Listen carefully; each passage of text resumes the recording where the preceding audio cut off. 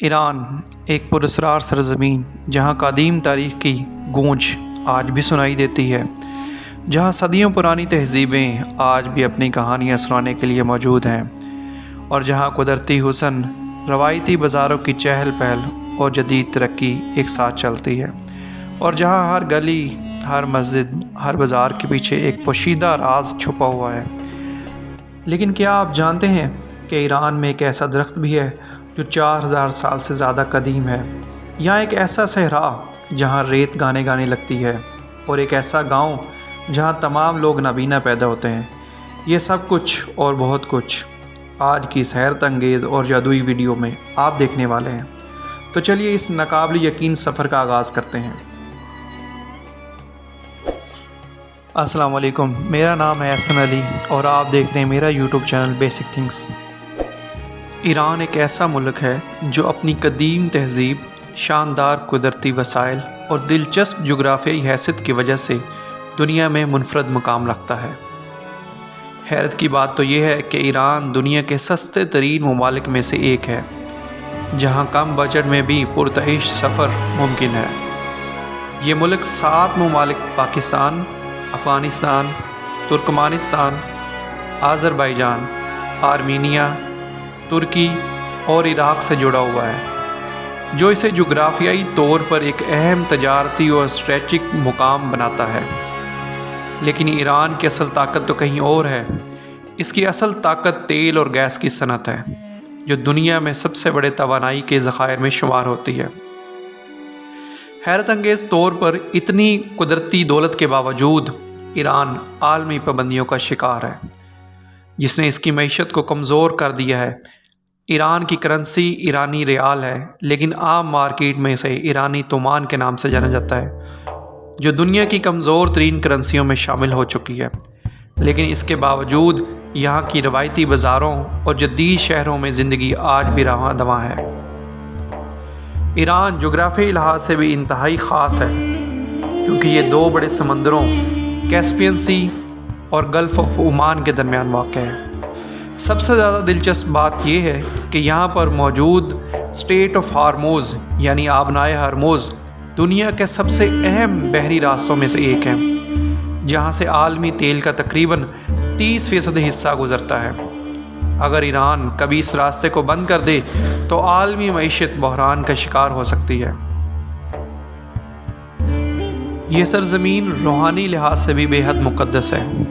یہاں موجود امام علی رضا کا مزار دنیا کے سب سے بڑے اور اہم اسلامی مزارات میں سے ایک ہے، جہاں سالانہ لاکھوں زائرین عقیدت کے ساتھ حاضری دیتے ہیں۔ اس کے علاوہ بی بی معصومہ سلام اللہ علیہ کا روضہ قم میں واقع ہے، جو ایران میں مذہبی سیاحت کے لیے ایک عظیم مقام ہے۔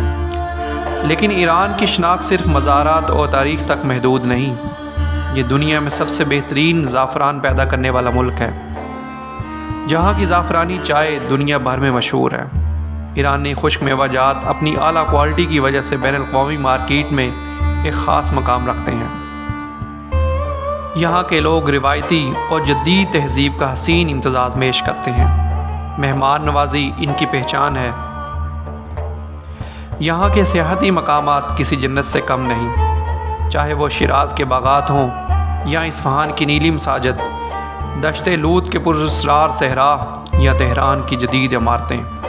اور ہاں، ایرانی خواتین اپنی خوبصورتی، پرکشش آنکھوں اور روایتی لباس کی وجہ سے پوری دنیا میں مشہور ہیں۔ اسی لیے تو ایران کو منی یورپ کے نام سے جانا جاتا ہے۔ ایران میں فارسی زبان بولی جاتی ہے۔ فارسی زبان کی تاریخ ایک طویل اور دلچسپ سفر ہے، جو ہزاروں سال پر محیط ہے۔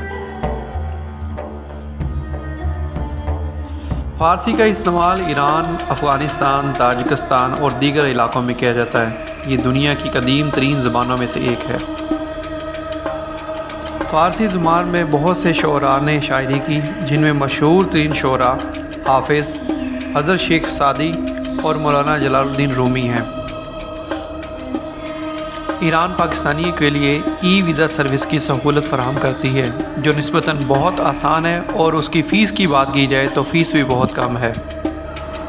ایران کے پاکستان میں 3 سفارت خانے ہیں جو اسلام آباد، کراچی اور لاہور میں ہیں، جہاں سے مسافر آسانی سے ویزا حاصل کر سکتے ہیں۔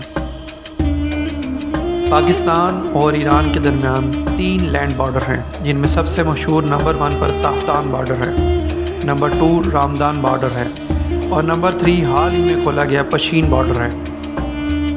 پنک لیک ایران کے شمال مغربی حصے میں واقع ہے اور اپنی گلابی رنگت کے لیے مشہور ہے۔